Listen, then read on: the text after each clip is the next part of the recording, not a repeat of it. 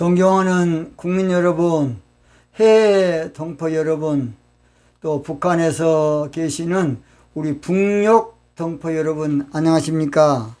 저는 대통령의 정치의식이란 제목으로 정치판을 혁명하고자 하는 최옥석 목사입니다.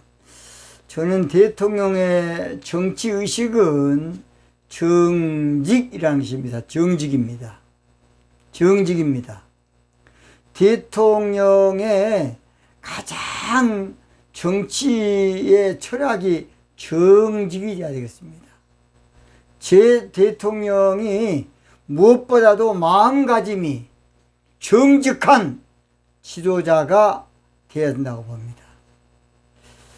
오늘 저는 차기 대통령은 정직 정치가 동방의 등불임을 알아야 한다.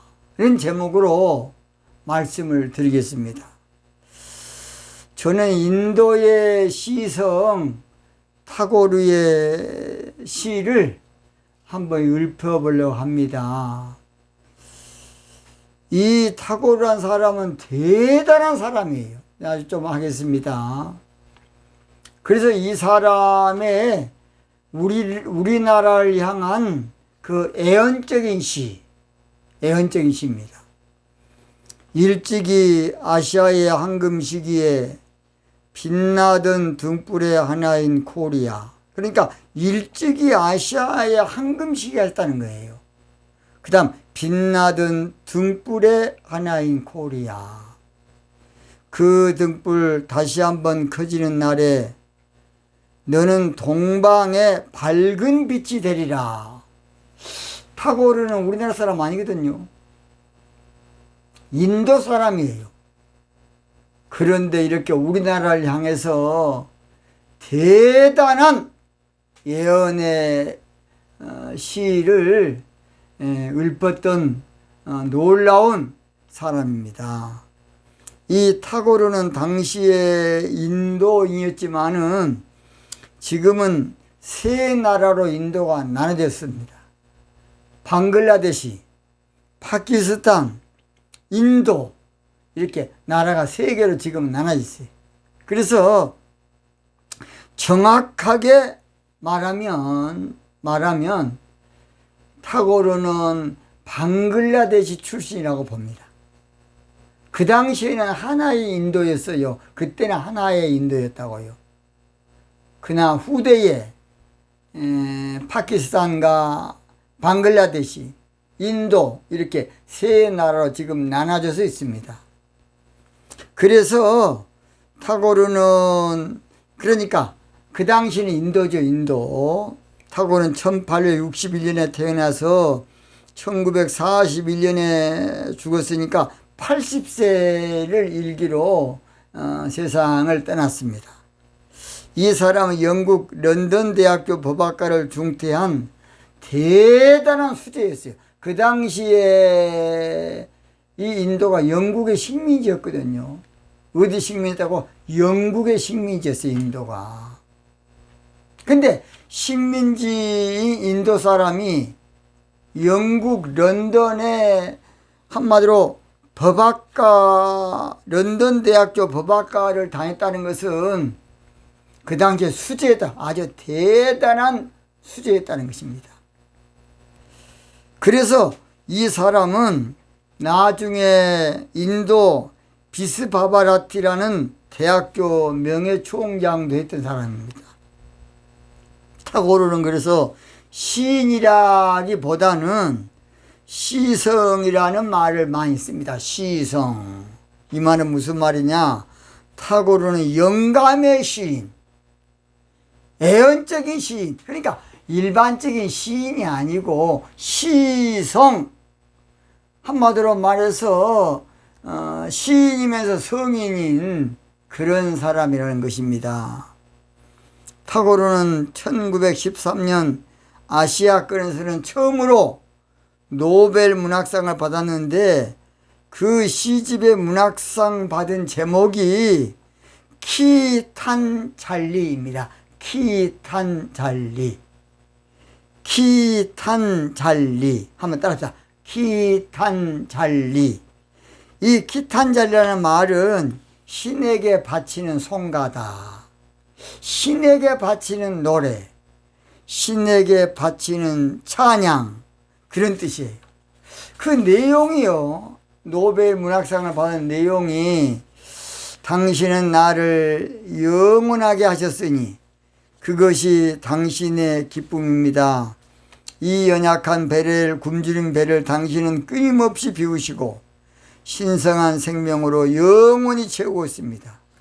이 가냘픈 갈대의 피리를 당신은 언덕과 골짜기 너머로 지니고 다니셨으며 이 피리로 영원히 새로운 노래를 부르고 있습니다 하면서 시라기보다는 상당히 길게 그런 어떤 참 그 시인이 참 깊은 영적인 예침이라 그럴까요?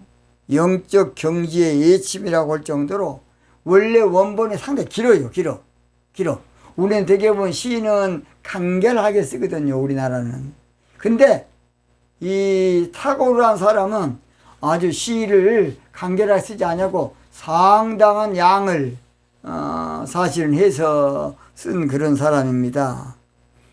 그래서 탁월한 사람이 동방의 등불하고 우리나라의 시를 써준 때가 언제냐? 3.1 운동, 독립운동을 우리가 했지만은 그저 그냥 실패로 끝나고 한민족이 낙심되었을 때에 대한민국은 동방의 등불이라고 그런 시를 읊었습니다. 동방의 등불이다. 동방의 등불, 어떤 동방의 등불이냐? 일찍이 아시아의 황금 시기에 빛나던 동방의 등불이라는 것이에요. 일찍이 아시아의 황금 시기. 여러분, 우리나라가 언제 일찍이 아시아의 황금 시기가 있었겠습니까? 허리도 못 펴고 살았습니다. 계속 예침만 받고 살았는데 탁월은 아시아의 황금 시기가 있었다는 거. 우리나라가 아시아의 황금 시기에 빛나던 등불인데 그 빛나던 그 아시아의 황금 시기가 일찍이란 말. 일찍이란 말은 뭔 말이 아십니까? 당군 왕검이 고조선을 이제 세우고 홍익 인간이라는 그 네 정치 이념으로 당시에 전 아시아권, 그 당시에는 미국도 없었습니다. 그 당시에 이 아시아의 중원을 2000년 동안 호령하도록 했던 사람이 고조선의 당군 왕검입니다. 누구라고요? 당군 왕검. 이 당군 왕검에 대해서 우리가 그동안에 사실은 예침을 많이 받고 또 이성계 그 인간 때문에 나라가 쫄아져 버려서 고조선의 역사가 사실은 없어져 버렸고 예침을 많이 받다 보니까 모든 걸 사양돼 버려요. 그래서 일본 사람들이 식민지 사관으로 뭐 마늘 먹고 거짓말로 그냥 곰하고 호랑이하고 다 신하를 만들어서 우리는 엉터리 민족인 것처럼 그렇게 만들어 놨어요. 근데 그걸 그대로 지금까지 배우고 있어요. 이거 안타깝습니다. 그러나 이 탁월한 사람은 사실은 애언적인 시인이고 이 사람은 영감의 시인이에요. 이 사람은 일찍이 고조선 때의 일을 다 한 거야. 그래서 고조선이 약 2700년 동안 건재했습니다. 그 다음에 이제 중국 한무지한테 망했지요. 이제 그 나중에 또 자세하게 하겠습니다. 역사를 잃어버린 민족은 희망이 없어, 희망이. 저도 옛날 역사를 배울 때 엉터로 배웠습니다. 엉터로 배웠어요. 왜냐? 식민사관으로 배웠고 또 역사를 가르친 분이 다 좌파 학자들이 그 당시 많았어요. 왜냐? 18세기, 19세기는 공산주의가 전 세계 지성인들을 사로잡았어요. 그러니까 19세기 그때는 공산주의를 모르면 그 사람은 좀 시대에 뒤떨어진 한마디로 미개한 지성인으로 알았어요. 그래도 공산주의 칼막스 이론 이걸 약간 알아야 그 당시는 그래도 약간 대단한 사람이다. 그도 그 당시에는 1, 2차 대전 끝난 다음에 여러분 잘 알지 않습니까? 키엘케고레 아무쪼록 그 모든 철학 사상. 저도 중학교 때 키엘케고레 그걸 누가 그 책을 줘서 저도 읽어봤습니다. 막 그 대단한 것처럼. 사실은 민주주의는 철학에서 안 나왔지만 공산주의는 해결 철학에서부터 계몽주의 사상으로 그 다음 칼막스, 엥겔스, 그 다음에 정치사상으로 레닌 이렇게 돼 있기 때문에 공산주의 이론은 대단합니다. 논리는 대단해. 왜냐? 철학으로 옷을 입혔기 때문에 그래요. 그러니까 논리가 대단하고 용어 전술이라고 그랬죠. 언어 전술. 이게 대단한 거예요, 이것이. 그래서 아주 그럴듯한 용어를 여기다 딱 붙여. 좋은 말은 다 갖다 붙여. 그래서 한때 우리나라가 참 군부독재 때는 막 민주화로, 그 다음 인권으로. 근데 이북에 인권이 있습니까? 이북이 민주화 되냐고. 이론만 그렇게 만들어가지고 우리 지성인들을 농락시키는 놈들이 저 공산주의 칼막스 정신 빠진 놈이에요. 정신 빠진 놈. 나는 인류 역사상 가장 저주받은 놈이 누구냐? 칼막스라고 봅니다. 칼막스 때문에 인류가 몇 명 죽은 줄 아십니까? 3억이 넘게 죽었어요. 칼막스 그 미친놈 때문에. 그렇게 못된 놈이 인류 역사상 태어나지 말았어야 될 놈이 누군지 아십니까? 그 사람이 칼막스입니다. 칼막스. 자, 그랬죠. 그래서 칼막스의 일대기를 하려면 욕을 3번 하면 된다고. 1818년, 그 다음 1818년에 태어나서 1828년인가요? 그래서 23년인가요?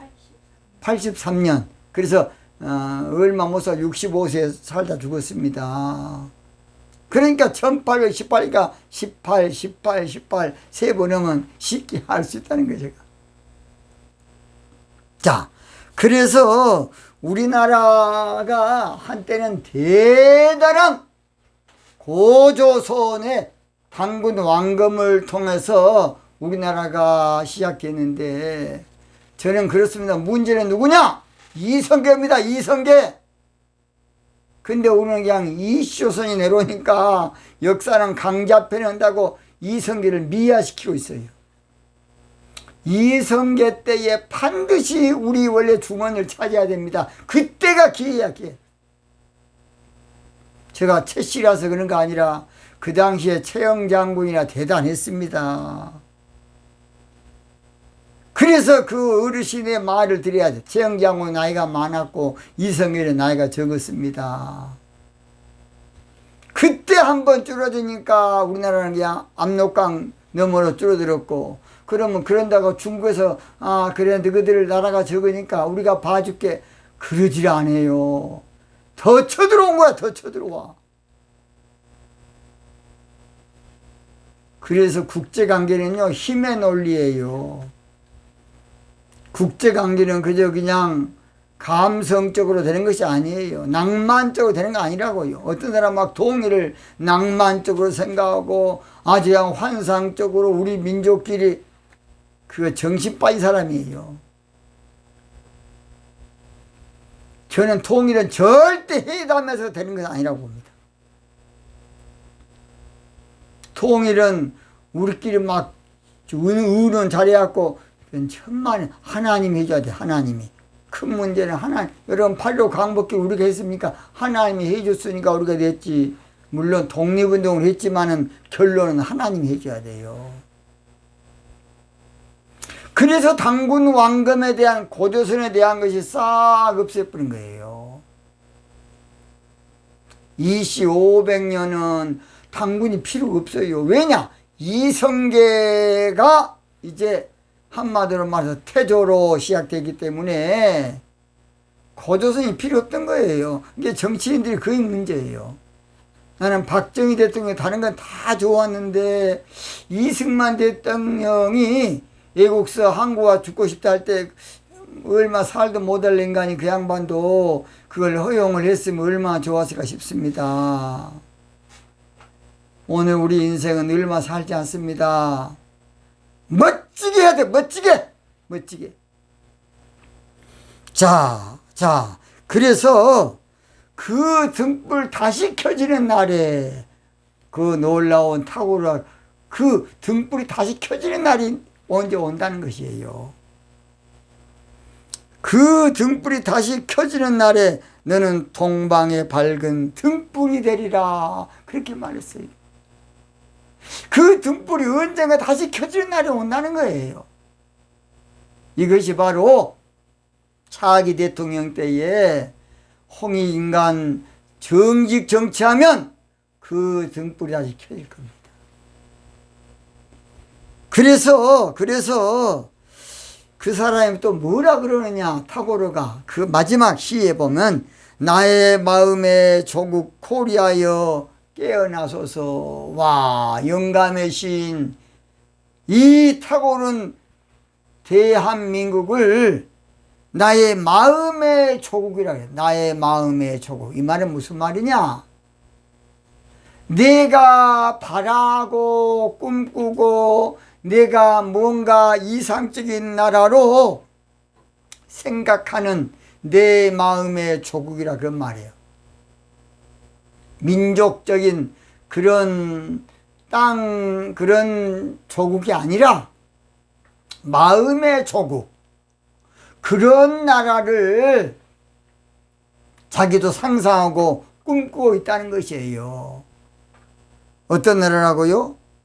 다시 그 등불을 다시 켜지는 날, 동방의 밝은 등불이 되는 그날, 그 조국, 그 나라, 등불을 켜는 바로 홍익인간의 등불을 다시 켜는, 그러니까 당구 왕건 때에 홍익인간의 불을 켰던 것을 다시 정직 정치로 켜는 날을 말하고 있는 것입니다. 그 등불이 다시 켜진다는 것이에요. 그 등불이 바로 뭔지 아십니까? 자, 그렇지 않습니까? 정직 정치입니다. 정직 정치. 당군 왕건 때는 홍익 인간이었고 지금은 정직 정치예요. 정직 정치. 정직 정치에 등불이 켜지면 세계를 비칠 겁니다. 정직 정치에 등불이 켜지면 동방을 비칠 겁니다. 정직 정부에 등불이 켜지면 이 시대를 비칠 겁니다. 정직 정치에 등불이 켜지면 한 민족을, 전 우리 민족을 비칠 거예요. 정직 정치가 이루어지면 세계의 등대가 우리나라 될 겁니다. 정직 정치가 이루어지면 세계의 횃불이 되고 촛불이 되고 광명이 되고 소망이 되고 희망이 될 겁니다. 우리나라는 원래 강명의 나라예요. 조선이란 말은 빛을 비추는 그런 뜻이에요. 우리나라는 한나라, 한나라는 한국도 그만 환한 나라다. 밝은 나라. 배달이라는 말도 밝다 그런 뜻이에요. 자, 그러다 보니까 광주 그만은 빛고울이다 그 말입니다. 빛광자예요. 빛고울. 먼 고울? 빛고울. 그게 맞아요. 빛고울이. 그래서 정직 정치가 이루어지면 세계의 소망이 되고 세계의 희망이 될 겁니다. 정직 정치가 고조선 때에 한국인을 이루었던 홍익 사상 정치예요. 정직 정치가 고조선 때에 중원을 누볐던 홍익 사상 정치라고. 정직 정치가 고조선 때 아시아권을 압도했던 홍익 사상 정치입니다. 정직 정치가 고조선 때 찬란한 빛을 비췄던 홍익 사상 정치. 저도 몰랐어요. 저도 홍익 사상이도 뭔지도 별로 몰랐습니다. 저는 기도하고 우리 하나님께서 가르쳐줬어요. 앞으로는 정직 정치한다는 걸 주님은 나에게 가르쳐주셨고, 우리 하나님은 정직 정치가 바로 홍익 인간 사상 정치라는 걸 저 가르쳐줬어요. 저도 그래서 알지 제 목소리가 뭘 알겠습니까?